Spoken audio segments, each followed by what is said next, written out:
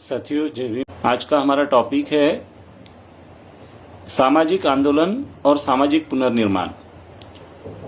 साथियों, पुनर्निर्माण, सामाजिक पुनर्निर्माण, तो सामाजिक आंदोलन और सामाजिक पुनर्निर्माण ये बातें जो है हमको क्यों समझनी है, कैसे समझनी है, तो एक परिप्रेक्ष्य में मैं इसको समझाने की कोशिश करूंगा कि सामाजिक आंदोलन जो है, इस आंदोलन से अलग अलग तरह की जो है ऊर्जा निर्माण होती है समाज में, और उस ऊर्जा का परिणाम ये है कि सामाजिक पुनर्निर्माण स्टेजेस में होते रहता है, अलग अलग स्टेजेस में। अभी सामाजिक पुनर्निर्माण की आवश्यकता क्या है? पुनर्निर्माण इसलिए करना पड़ रहा है क्योंकि पहले निर्माण हो चुका है, और जो निर्माण हुआ है भूत में, वो अलग अलग धारणाओं पे, गलत धारणाओं पे, गैर बराबरी पे और मिथ्या चीजों पे निर्माण हुआ है। भारत के कंटेस्ट में अगर हम बोलेंगे तो हम इसी कंटेस्ट में ये देखेंगे कि समय समय पर कौन से आंदोलन हुए, उस आंदोलन का परिणाम क्या हुआ, उसमें पुनर्निर्माण किस तरह से हुआ, और फिर पुनर्निर्माण को हम किस तरह से, किस नजरिए से देखना चाहिए आज की पीढ़ी ने।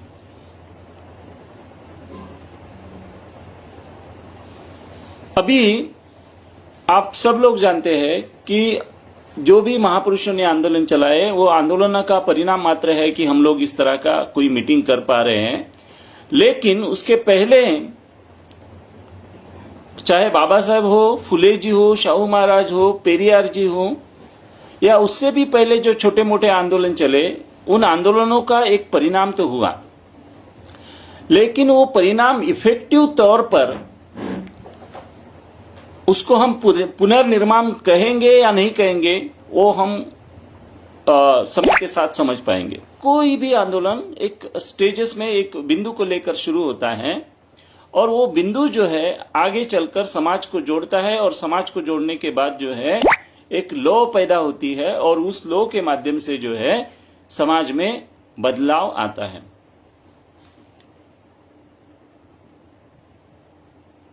आपको आंदोलन की दृष्टि से मैं बताना चाहूंगा, बहुत थोड़ा सा पास्ट में जाते हैं। थोड़ा सा पास्ट में अगर जाएंगे तो आपने कभी भी गूगल वगैरह ओपन किया तो आपको ए ब्रिस्ट क्लॉथ डिस्टर्बेंस आंदोलन दिखेगा। और ये ब्रिस्ट क्लॉथ डिस्टर्बेंस आंदोलन में इशू क्या था? ये इजवा जाति की जो महिलाएं हैं,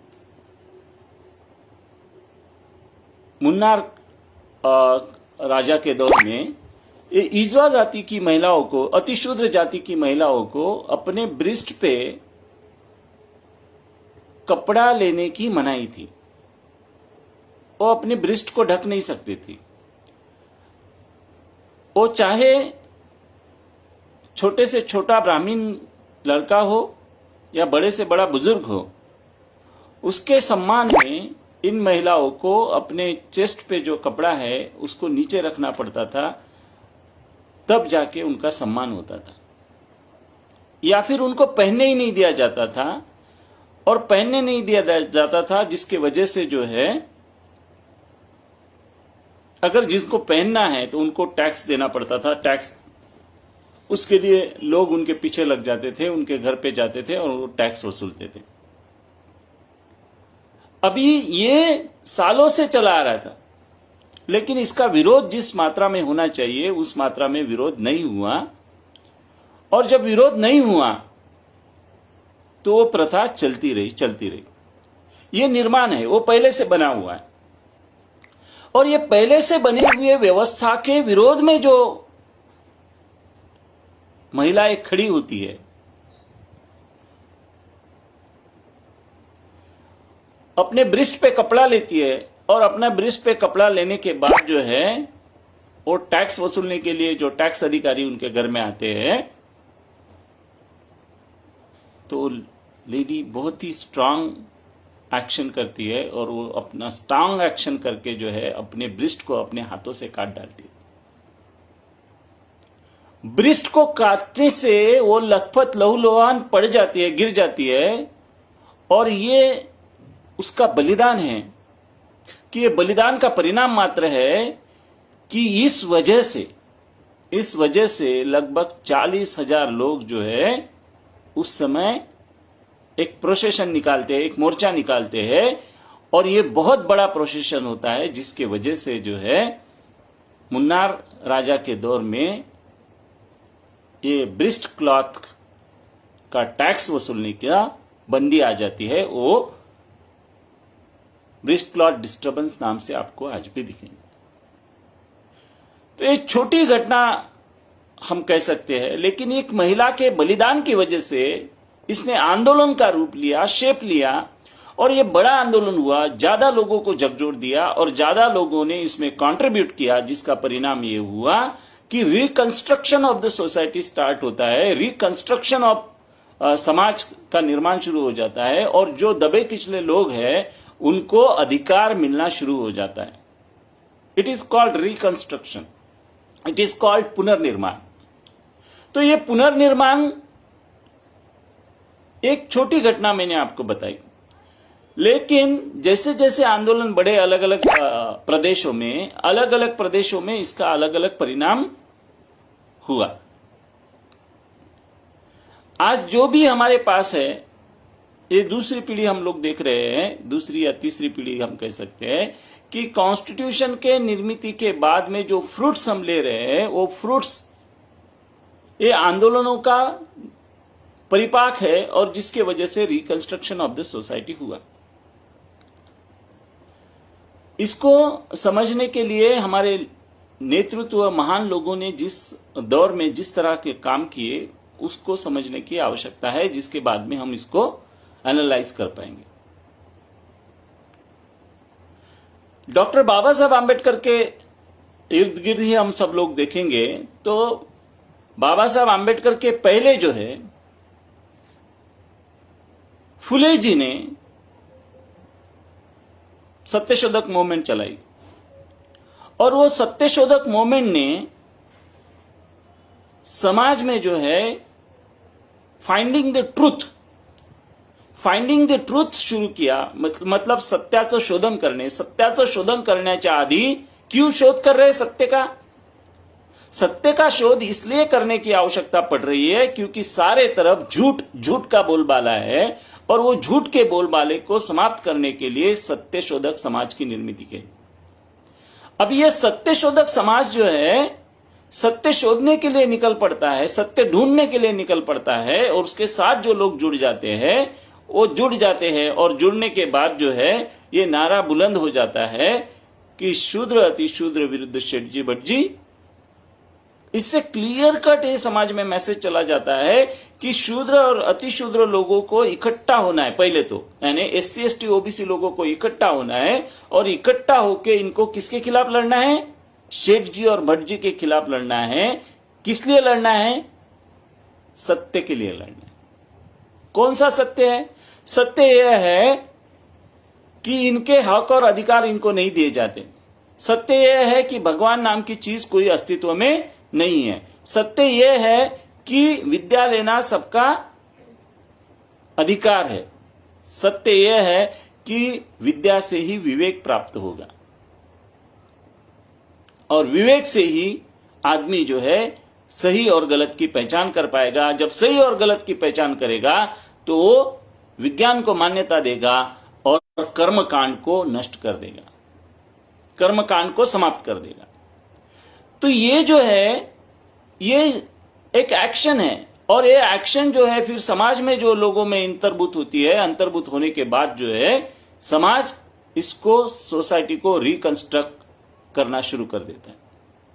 reconstruction of the society, it is the पुनर्निर्माण ऑफ द सोसाइटी। अभी ये वाकये जो है, ये घटनाएं जो है, ये घटनाएं आपको बताएगी कि ये किस तरह से पुनर्निर्माण की ओर अग्रसर होती है। डॉक्टर बाबा साहेब आंबेडकर 14 तालाब का सत्याग्रह करते हैं। 14 तालाब का सत्याग्रह करते हैं, पानी पीना उद्देश्य नहीं है, लोगों के हक और अधिकार कैसे वसूलने हैं, हक और अधिकार को कैसे हासिल करना है, क्योंकि मांगने से भीख भी नहीं मिलती, छीनने से हक और अधिकार मिलते हैं। और गुलामाला गुलामीची जाणीव करून द्या म्हणजे तो बंड करून उठेल, ये सीधा जो है वहां पे जाता है 20 मार्च 27 में। और 20 मार्च 27 में जब पानी को स्पर्श करते हैं, लोग इकट्ठा होते हैं, लोग साथ में आते हैं, और साथ में आने का परिणाम ये होता है कि एक लिटिल ऑक्शन जो है एक्शन करने से फिर समाज जो है अपने आप को रिकंस्ट्रक्ट करना शुरू कर देता है, तो पूरा जीवन क्रम का पूरा सार जो है वो entire life action of our forefathers कि वो समाज में बदलाव और पुनर्निर्माण के लिए पक्षधर है, और पुनर्निर्माण करने के लिए वो आगे बढ़ रहे हैं। रिसेंट के हम जो है पोस्ट आम्बेडकर एरा के बाद में जो है माननीय कांशीराम जी की तरफ आते हैं, और उनका हर एक पहलू जो है, हर एक एक्शन जो है वो समाज में पुनर्निर्माण और रिकंस्ट्रक्ट की तरफ जाता है। वो फुले जी को फॉलो कर रहे, बाबा साहब को फॉलो कर रहे, पेरियार जी को फॉलो कर रहे, शाहू महाराज जी को फॉलो कर रहे, और अन्य सारे जो हमारे 150 महापुरुष है उनको फॉलो करते हुए वो घटनाओं को आगे चले जाते हैं। सामाजिक पुनर्निर्माण, आर्थिक पुनर्निर्माण और राजनीतिक पुनर्निर्माण, इन 3 बातों पर हम बिंदुओं पर चर्चा करेंगे। सामाजिक पुनर्निर्माण और राजनीतिक एक्शन ये कोरिलेटेड है, ये पूरक है। सामाजिक काम करने से समाज की राजनीतिक जड़ें मजबूत होती है, राजनीतिक जड़ें मजबूत होने से राजनीति में आपको सफलता प्राप्त होती है, राजनीति में सफलता प्राप्त होने से राजनीति का उपयोग करके आप सामाजिक बदलाव की ओर अग्रसर हो सकते हैं, सामाजिक पुनर्निर्माण कर सकते हैं। और यही क्रम में ये राजनीतिक सफलता जो है आपको आर्थिक सफलता भी दिलाती है, आपके समाज को, आपके कम्युनिटी को, और आपके जो विचारधारा को फॉलो करने वाले लोग हैं उनको भी।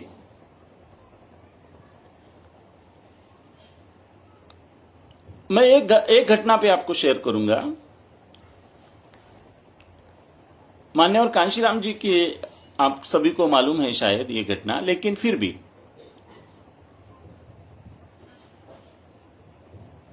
यूपी ये इसका केंद्र रहा है, इस राजनीतिक सामाजिक आंदोलन को जो है रिकंस्ट्रक्ट करने के लिए इसका केंद्र रहा है, तो घटनाएं भी वही से है। मान्यवर कांशीराम जी साहब जो है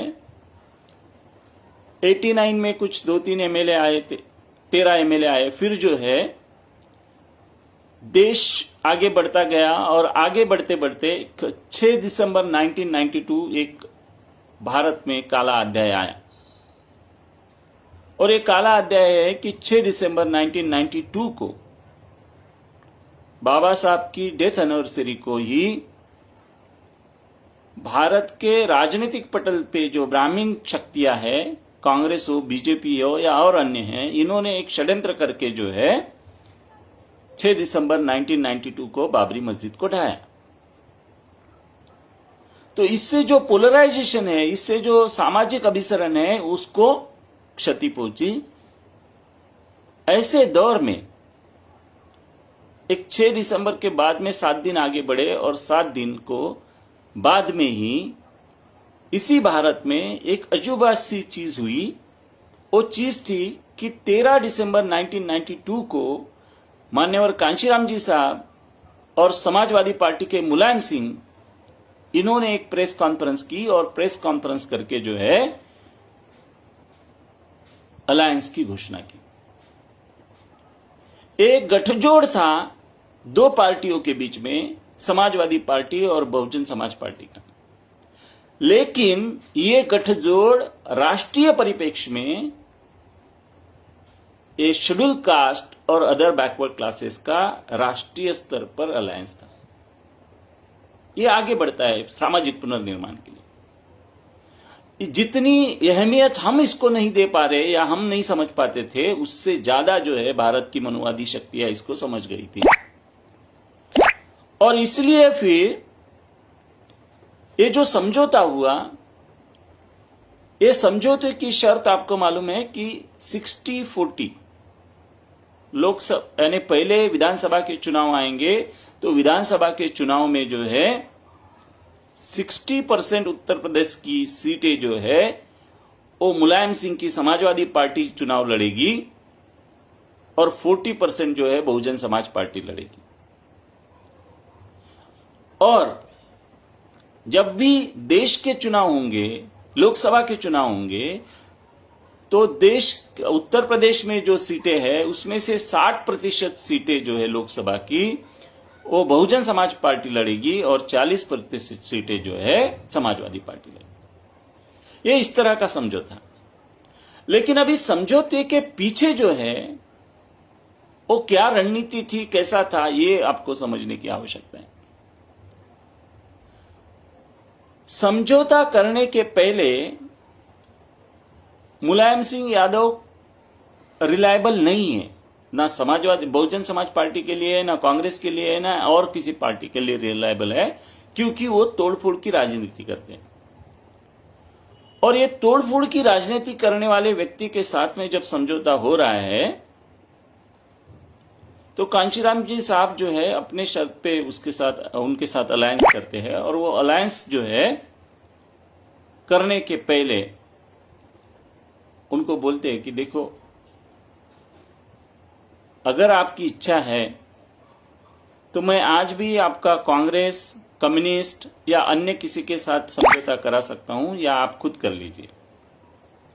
लेकिन हम जब समझौते में जा रहे हैं तो आपको कुछ चीजें बिल्कुल पालनी पड़ेंगी, आपको ध्यान रखनी पड़ेगी।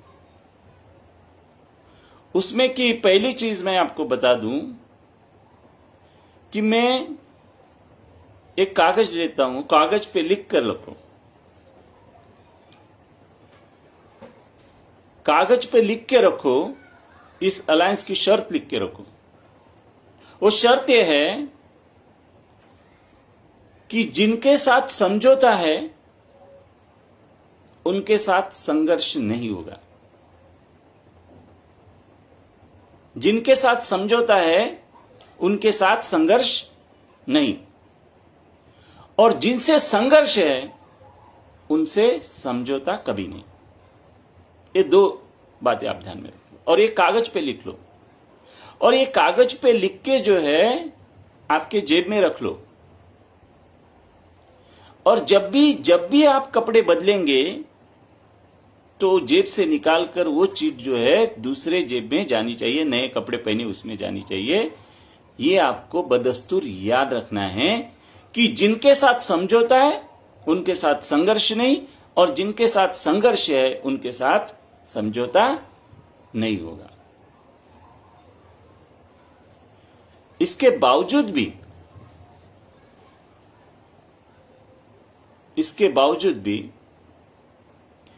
यानी जिन लोगों के साथ हम काम कर रहे हैं SC ST OBC के साथ में, उनके साथ कभी भी संघर्ष नहीं करेंगे। और जो हमारे विरोधी है मनुवादी पार्टियां, उनके साथ हम समझौता नहीं करेंगे। उसमें एक शर्त थी कि कांशीराम साहब ने समाजवादी पार्टी को बोला था कि वो कोई भी टिकट जो है विधानसभा का वो ब्राह्मण को ना दे, ब्राह्मण्स को ना दे। लेकिन मान्यवर साहब से मुलायम जी ने कहा कि नहीं, आप तो भाई आप मिशन चला रहे हैं, आपका उद्देश्य वही है, लेकिन मैं तो राजनीतिक पार्टी चला रहा हूं और राजनीतिक पार्टी चलाने के लिए मुझे जो है इनको टिकट देना पड़ेगा। तो कांशीराम जी साहब ने इसको माना और ठीक है बोला, तुम्हारे ऊपर मैं इसको ला दूंगा नहीं, तुम्हारे हिसाब से जो करना है वो करो, लेकिन मैं किसी भी ब्राह्मण को टिकट देने वाला नहीं। साथियों, चुनाव के नतीजे आए। चुनाव के नतीजे आने के बाद जो है दोनों पार्टियों को स्टेट का जो परसेंटेज है 41 ही आया था। जितने जगह पे चुनाव लड़े उसका जो परसेंटेज है वो परसेंटेज 41 ही है। ये 41% वोट प्राप्त करने वाला गठजोड़, इसमें मुलायम सिंह जी ने जो ब्राह्मणों को टिकट दिया था, अगर उन्होंने भी वोट उनको किया रहता तो शायद इनका परसेंटेज ज्यादा होना चाहिए था। और कांशीराम साहब जी ने इनको टिकट नहीं दिया था तो इनका वोट परसेंटेज कम होना चाहिए था, लेकिन ऐसा नहीं हुआ। इसका मतलब यह है कि ये सामाजिक अभिसरण की प्रक्रिया जो है, वो प्रक्रिया जो है समाज में चल रही थी। समाज में भी, लोगों में भी उसी तरह से गया जिस तरह से वो लेके जाना चाहते थे। उत्तर प्रदेश जैसा राज्य जिसमें बहुत ज्यादा कर्मकांड और जाति भेद व्याप्त था 1992 में, वहां पे इस तरह का अलायंस जमीन पर उतारना, उसको हकीकत में उतारना और उसको रिजल्ट में कन्वर्ट करना, ये अपने आप में जो है सामाजिक पुनर्निर्माण की प्रक्रिया है, सामाजिक पुनर्निर्माण। और ये सामाजिक पुनर्निर्माण नेतृत्व पहले से तय करता है अपनी एक्शन से, अपनी कृति से। और ये मान्यवर कांशीराम साहब ने अपने कृति से तय किया था कि एससी और ओबीसी का जो है नेशन वाइड अलायंस होगा और ये अलायंस जमीन तक, लोगों तक उतरेगा। रिकंस्ट्रक्शन है, ऐसा कभी नहीं हुआ, नेवर बिफोर, नेवर बिफोर। तो इस बात को हमको ध्यान में रखना पड़ेगा। ये आपकी आज की एक्शन जो है, नेतृत्व की आज की एक्शन जो है, वो समाज का अगला भविष्य निर्धारित करती है और वो भविष्य निर्धारित करती है और पुनर्निर्माण करती है। उसके बाद में आपको मालूम है कि 93 में मुलायम सिंह की सरकार बनी, बाकी जगह पे जो है उसका परिणाम ये हुआ। सेम टाइम काउंटर एक्शन भी मनुवादी लोग कर रहे हैं, मनुवादी लोग काउंटर एक्शन कर रहे हैं और काउंटर एक्शन में इस अलायंस को जल्द से जल्द तोड़ने की कोशिश की गई और ये अलायंस 95 जून के पहले टूट गया। तो ये दोनों एक्शन साइड बाय साइड चलती है, निर्माण और पुनर्निर्माण। और ये निर्माण जो है वो आज का जो अस्तित्व है, आज जो बना हुआ है, जैसे एक चीज बनी हुई है जिसको हम फिर से बनाना चाहते हैं। जैसे एक धारणा बनी हुई है कि बाबा साहब जो है खाली और खाली महाराष्ट्र में महारों के, उत्तर प्रदेश में चमारों के और ये अन्य जगहों पे अन्य जाति के नेता थे। लेकिन ये आंदोलन जब चला, पोस्ट आम्बेडकर आंदोलन, इसका परिणाम ये हुआ कि लोगों में ये समझ पैदा हो गई कि डॉक्टर बाबा साहब आम्बेडकर खाली इन जातियों के नेता नहीं हैं, तो वो कौन है? वो पूरे भारत के नेता है। और लोगों में इसका एक्सेप्टेंस बहुत ज्यादा बढ़ा, इसका एक्सेप्टेंस बहुत ज्यादा बढ़ा, जिसका परिणाम ये है कि आज हमको जो है सामाजिक लेवल पर, आप इसको अनुभव करते हैं नहीं करते हैं देख लीजिए, कि महाराष्ट्र का ही हम एग्जाम्पल करेंगे। महाराष्ट्र में शेड्यूल कास्ट में प्रभावी जाति है महार, मांग, चांबार, ये सभी जातियां हैं, लेकिन ज्यादा प्रभावी जो है महार आगे है। अभी इसी महाराष्ट्र में ओबीसी के लोग हैं, तेली माड़ी, कुंडी साड़ी, ये सब लोग हैं। इन लोगों में पहले जो आचार विचार और व्यवहार था, इसमें बहुत ज्यादा अंतर था, बहुत ज्यादा अंतर। ये हमेशा अपने एक दूसरे को जो है अंतर मन में एक दूसरे को अपना दुश्मन मानते थे या उसके प्रति जो है घृणा का भाव पैदा करते थे, रखते थे। लेकिन ये सामाजिक अभिसरण और सामाजिक आंदोलनों का परिणाम मात्र है कि ये लोग आज एक दूसरे की भलाई के बारे में सोचते हैं। उनके माइंड में जो है वो माइल्ड अट्रैक्शन एक दूसरे के प्रति आया है। तो it is long way to go, ये बहुत लंबा समय लेता है। ये सामाजिक अभिसरण की प्रक्रिया जो है ये सामाजिक अभिसरण धीरे धीरे होता है, लेकिन उसका रिकंस्ट्रक्शन ऑफ द सोसाइटी इसको एक मूर्त रूप देता है, मूर्त रूप देता है। ये इसी कड़ी में आगे जाऊंगा कि ये एग्जाम्पल एक जगह का है, उत्तर प्रदेश का ही है, कि उत्तर प्रदेश में बेसिकली ये जातियां जो है पंजाब की है, पंजाब में बसती है, लेकिन बाजीगर एक जाति है। मैं तो इतना नहीं जानता, लेकिन उत्तर प्रदेश में और मुझे पूरे उत्तर भारत में जो है बाजीगर जातियों का काम जो है निम्न दर्जे का है। इसलिए माननीय कांशीराम साहब ने जो है अलग अलग जातियों के लोगों को टिकट्स दिए। उसका परिणाम ये हुआ कि छोटी छोटी जातियों के और जिनका हीन काम धंधा होने के बावजूद भी वो लोग जातियां जो है ऊपर आ सकी। एक बाजीगर जाति का आदमी सांसद चुना गया, और वो जब चुना गया तो सांसद है तो उसको पुलिस महकमा, उसके आजू बाजू में जो है पुलिस रहेंगी प्रोटेक्शन के लिए, उसके साथ साथ चलेंगी। तो ये सांसद जब भी अपनी कम्युनिटी के लोगों के पास जाता,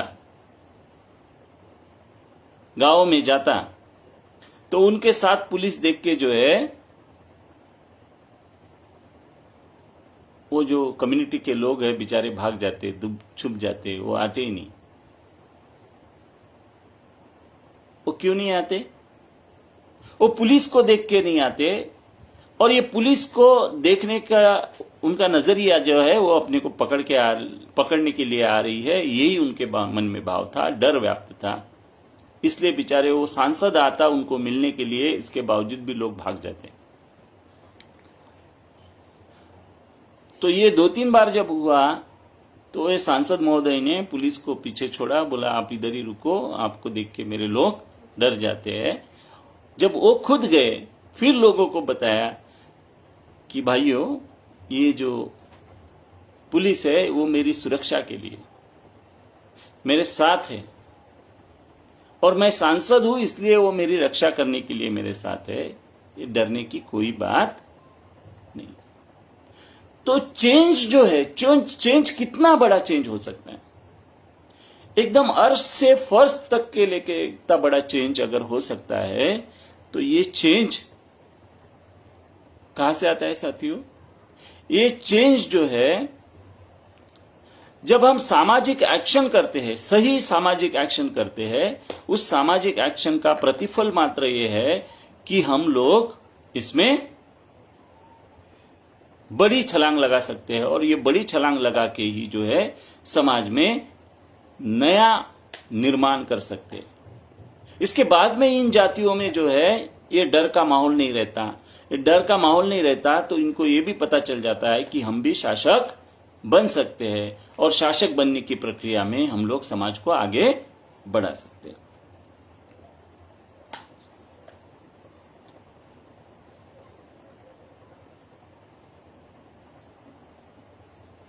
इस कड़ी में एक और एग्जाम्पल आपके साथ शेयर करूंगा।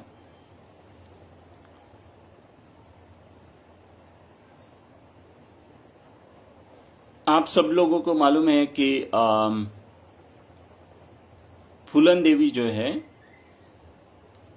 वो मल्लाह कम्युनिटी से आती थी, और ये मल्लाह कम्युनिटी के जो लोग हैं ये अपने आप को बहुत खुशनसीब मानते हैं, बहुत अच्छा मानते हैं, क्योंकि मनुवादी लोग भी इनकी तारीफ करते हैं।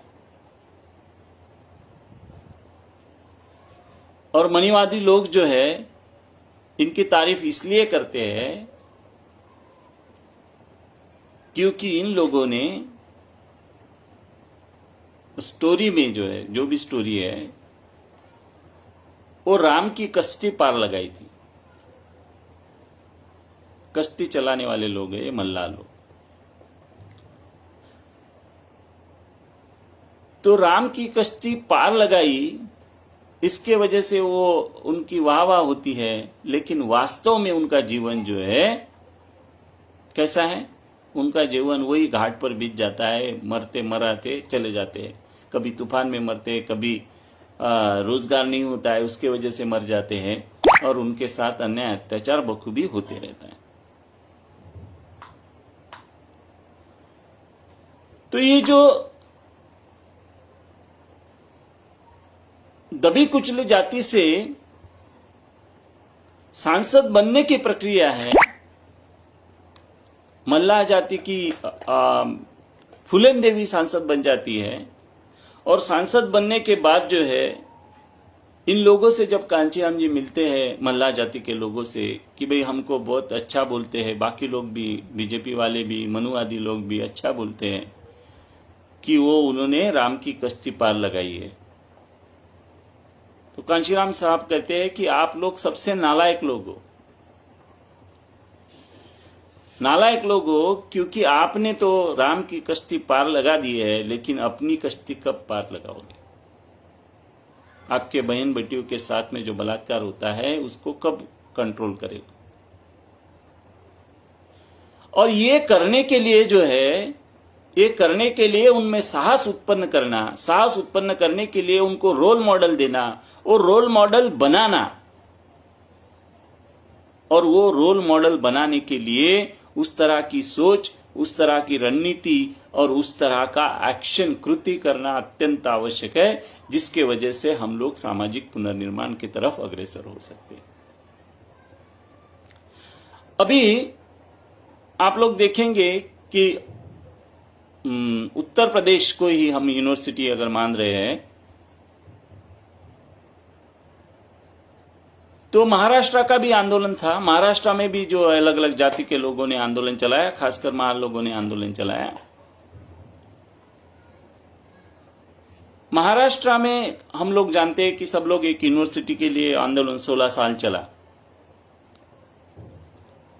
और 16 साल आंदोलन चलने के बाद जो है हम लोगों ने अपने आप को मान लिया, जैसे इस पर ज्यादा नहीं बोलूंगा, फिर भी कि 16 साल के आंदोलन के बाद में हम एक यूनिवर्सिटी मिली, और जिसका यूनिवर्सिटी का नाम विस्तार हुआ। नाम विस्तार होते ही उसके 5 जिले कटके, जिसकी डिमांड नहीं थी, वो एक स्वामी रामानंद तीर्थ यूनिवर्सिटी बन गई। जिसकी डिमांड भी नहीं थी, वो एक यूनिवर्सिटी बन गई, और वो हमारे एक्शन की वजह से, हमारे लोगों के वो आंदोलन की वजह से बनी, और जो यूनिवर्सिटी प्राप्त करने के लिए लड़े थे उनको नाम विस्तार मिला। लेकिन उत्तर प्रदेश का आंदोलन चलता है, और उत्तर प्रदेश के आंदोलन में जो है कांचीराम साहब कहते हैं कि बिना विरोध के, बिना मोर्चे के, बिना गोली चले हम लोगों ने जो है हमारे महापुरुषों पे, बुद्ध से लेके फुले से लेके बाबा साहब से लेके सबके ऊपर, शाहू से लेके 20 यूनिवर्सिटी बना दी। कितनी? 20 यूनिवर्सिटीज बना दी, और 20 यूनिवर्सिटीज बनाने के बावजूद भी ना शोर हुआ, ना शराबा हुआ, ना कोई गोली चली, ना कोई आंदोलन हुआ, ना कुछ हुआ। ये इसलिए संभव हुआ साथियों, क्योंकि सही दिशा में आंदोलन चला के सही कृति करना, ये समाज का नेता निर्धारित करता है कि वो किस तरह का आंदोलन को आगे जन्म देगा। और ये आंदोलन को जन्म देके वो जब वो सामने खड़ा रहता है, सामने खड़ा रहकर वो आंदोलन चलाता है, तो उसका परिणाम ये होता है कि समाज में रिकंस्ट्रक्शन शुरू होता है। हम लोग इसको उस मात्रा में देखते नहीं, उस परिप्रेक्ष्य में देखते नहीं कि ये सामाजिक अभिसरण और सामाजिक पुनर्निर्माण की लड़ाई का हिस्सा है और इसका प्रतिफल है। उसके बाद तो आपको मालूम है कि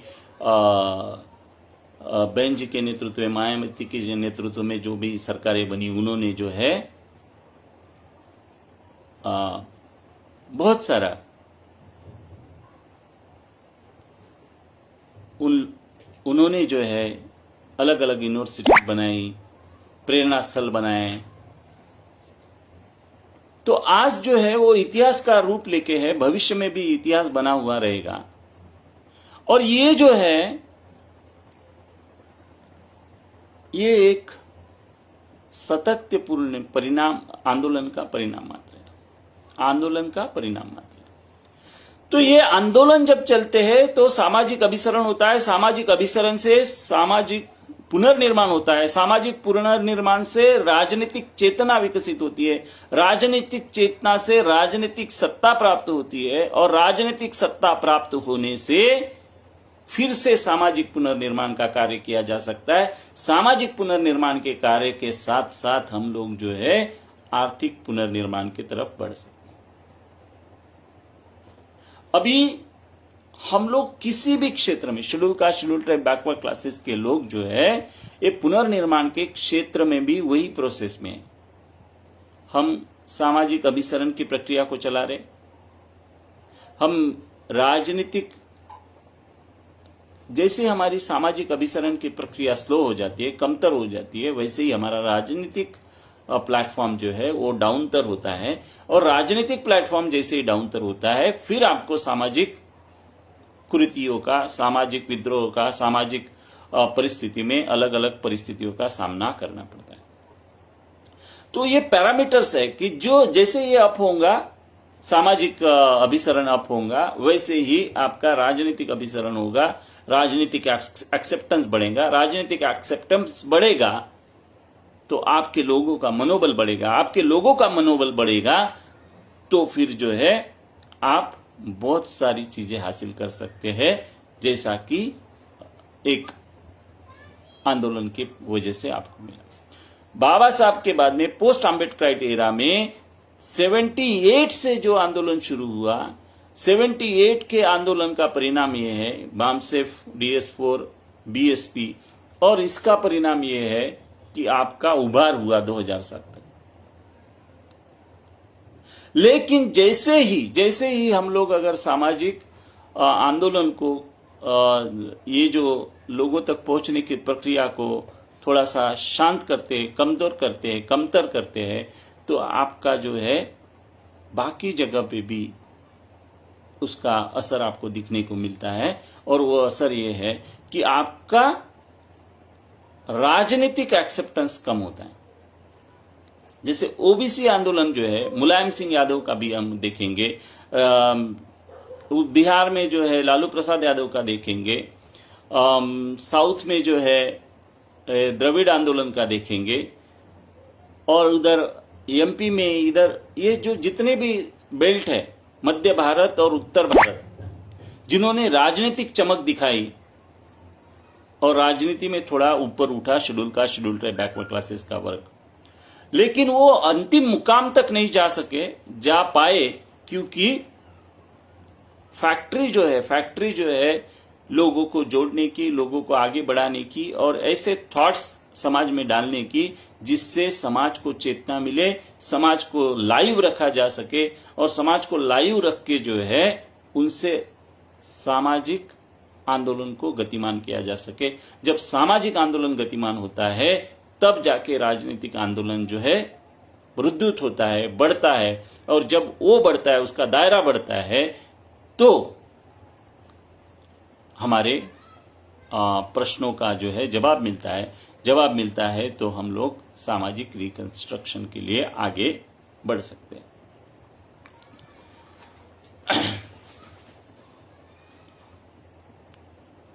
अभी ये जो मैं बातें कर रहा हूं साथियों, ये कुछ यानी मेरे पास का तो कुछ नहीं है।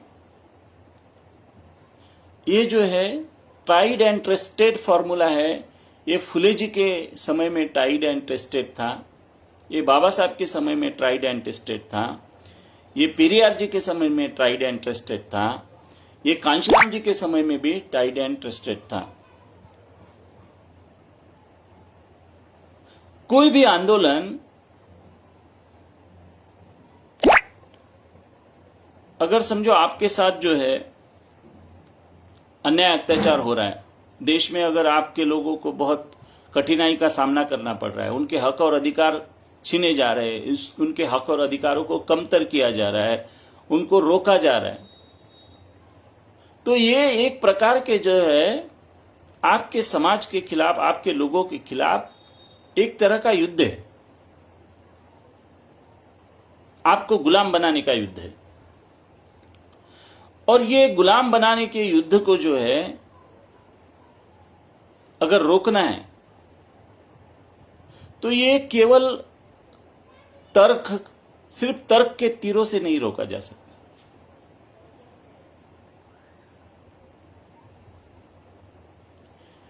इसको आपको एक्शन करके ही रोका जा सकता है। तर्क तो कई हो सकते हैं, तर्क दे सकते हैं, बहुत ज्ञान दे सकते हैं, आप महापुरुषों का जीवन बता सकते हैं, लेकिन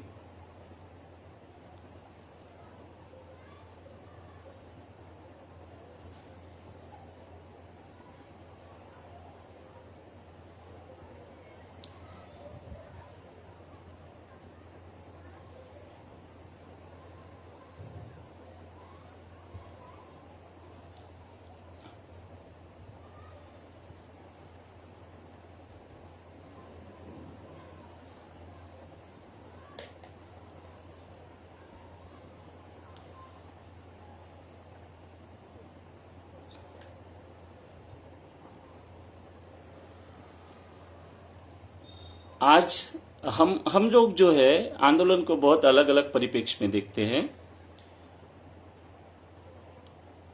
और ये आंदोलन को परिप्रेक्ष्य में देखना, आगे बढ़ाना,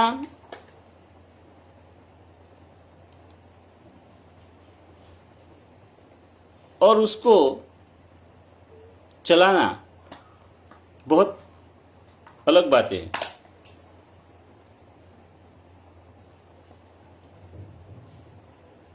अभी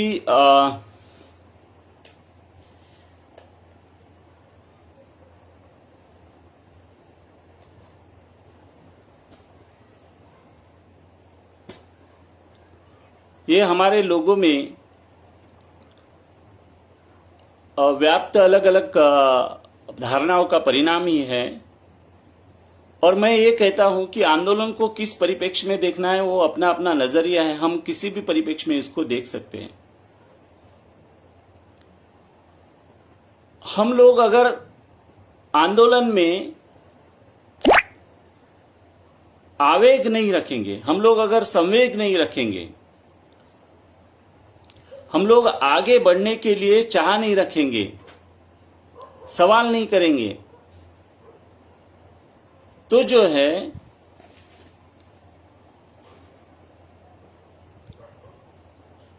उस आंदोलन में और उस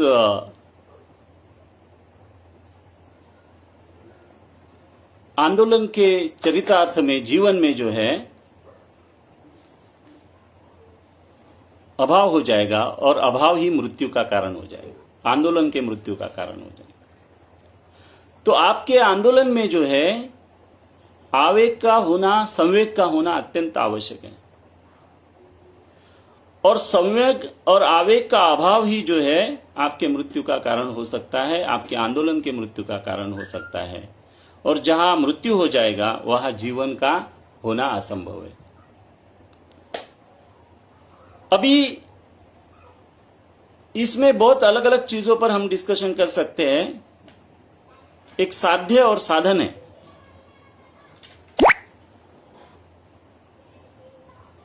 और दूसरा है उसका संचालन और शक्ति।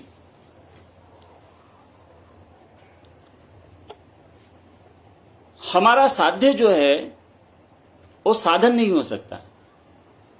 हमारा ऑब्जेक्टिव जो है, ऑब्जेक्टिव हमारा उद्देश्य है, और ऑब्जेक्टिव प्राप्त करने के लिए हमारे पास जो साधन संसाधन है, अगर वो हम हासिल कर लेते हैं, साधन संसाधन बना लेते हैं, तो लोगों को लगता है कि हमने वो ऑब्जेक्टिव को प्राप्त कर लिया, साध्य कर लिया। लेकिन वास्तव में ऐसा नहीं होता है। साध्य और साधन में हम लोग डिफरेंशिएट अगर नहीं कर पाए तो हम लोग जो है, हम लोग भी औरों की तरह यानी पीछे छूट जाएंगे, हम आंदोलन को आगे चलाने के लायक नहीं रहेंगे। संचालन की शक्ति ये हमेशा जो है हमारी बॉडी के साथ में जुड़ी है। जैसे हमारी बॉडी है, बॉडी की छाया पड़ती है, उसी तरह से जो है वो हमारे साथ जुड़ी हुई होती है। और ये जुड़ी हुई शक्ति को जो है हम अलग नहीं कर सकते, हम जो है इसको अलग नहीं कर सकते, हमको इसको संचालित करते रहना पड़ेगा।